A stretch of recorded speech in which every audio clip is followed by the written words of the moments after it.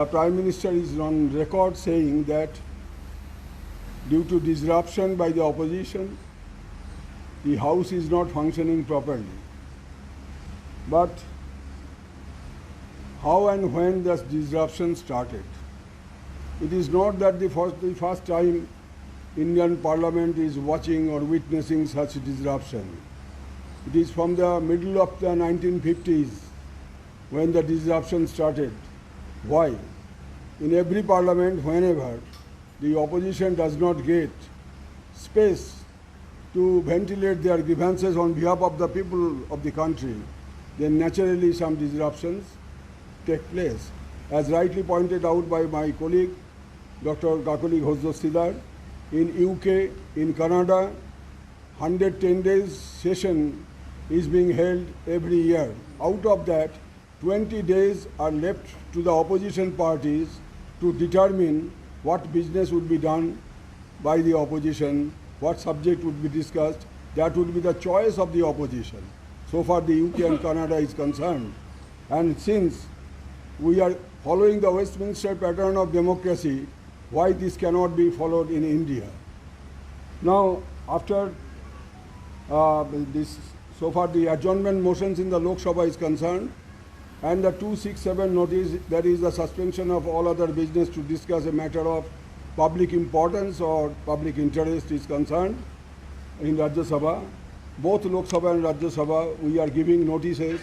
Different political parties in the opposition, they are giving notices from day one till today, but not on a single occasion, neither this adjournment motion in Lok Sabha nor this 267 notice in Rajya Sabha was allowed. Our question is why? Because it was happened during Narendra Modi's time initially, before that also during UPA 1, UPA 2, long before that. So what happened in between? For the past 4.5 years, not a single 267 notice has been allowed in the Rajya Sabha. Let there be a proper reply from the government. Now, what are the issues? The burning issues to the oppositions are, one, the price rise, for which the entire nation is now totally disturbed. The nation's life has been disrupted due to skyrocketing prices of essential commodities, the petrol prices, etc., etc. Second is the COVID. As rightly pointed out, it was discussed in Rajya Sabha for some time, but Lok Sabha could not. Third is the Pegasus, and fourth is the Kishan. Now Pegasus, of late, there is a lot of information about government surveillance of public figures using a military spyware Pegasus. This software is made by an Israeli company, NSO, currently being raided and investigated by the Israeli government. And NSO claims the software only meant to survey terrorist militants, sold only to vetted governments around the world, costs a few crores of rupees for this spyware. NSO has no access or knowledge of which government used it to survey whom and when. So there is mystery all around. Now who can investigate into this? Not a political party, not a state government, because it is spread all over the world. It has international ramifications. Therefore, our party, All India Trinamool Congress, and some other political parties in the opposition, they are consistently demanding that there should be a high-level inquiry under the monitoring of the Supreme Court. Now, the government is running away from the discussion, not to speak of any ordering any inquiry. Government is running from the discussion. Why? Why Mr. Amit Shah and the Honorable Prime Minister, they are maintaining conspicuous silence over the issue? The gentleman who speaks every day, tweets every day, speaks every Sunday, this gentleman is conspicuously silent. Now my questions, or our questions rather, to the government is that have any government department or agency purchased Pegasus? Yes or no?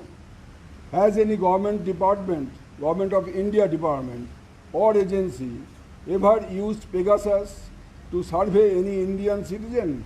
Yes or no? If yes, who were surveyed? Who were surveyed? Names of the persons we want to know. If yes, who authorized the action? Name of the officer who authorized such use of spyware against dozens of journalists, against constitutional functionaries, against political leaders, including our National General Secretary Abhishek Bandyopadhyay, high-level officials of the RAW, even PMO, Army, and who not? Media. Media, already I have told about media. So, if authorized by the government or any agency under the existing rules of such surveillance, yes or no? Whether the existing norms or rules have been followed in such cases, yes or no? Because we have come to understand, we are not experts, but we have come to understand that a robust market currently exists for hacking tools that can break into phones. Such companies like Zerodium and CrowdFence publicly offer millions of dollars for zero-click exploits. There was nothing that any of the targets reported seeing on their screen, so that one was both completely invisible as well as not requiring any user interaction. Its IT staff receives up to 40 targeted phishing attacks a year.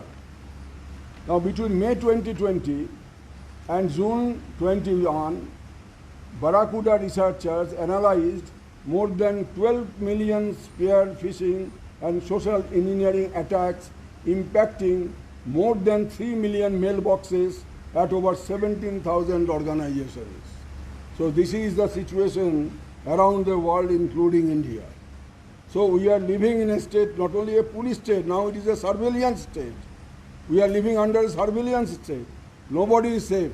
Although the Honorable Supreme Court, in its landmark judgment, has ruled that right to privacy is a fundamental right under Article 21 of the Constitution, but this government, by keeping mum over the issue, has denied the right of the people, which is guaranteed by the Constitution under Article 21, and this government has not shown even any uncanny respect for the Supreme Court judgment.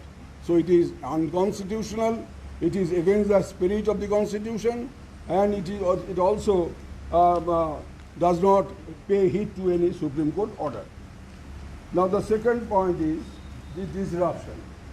The disruption, all the time it is being said. Then I have some 1, 2, 3 points about disruption, and the gentlemen or the ladies or the stalwarts of BJP, what did they say on 2, 3 lines? January 30, 211. Because in the previous year, December 2010, the entire winter session was washed out. Not a single business was transacted. This way, the way the bills are being passed in 2 minutes, 1 minute, 3 minutes, 4 minutes, in the DIN, it never happened. It is unprecedented in the history of Indian Parliament that dozens of bills have been passed in the DIN without any discussion, without putting the bills on board. Now, December 2010, BJP was in the opposition. The entire winter session was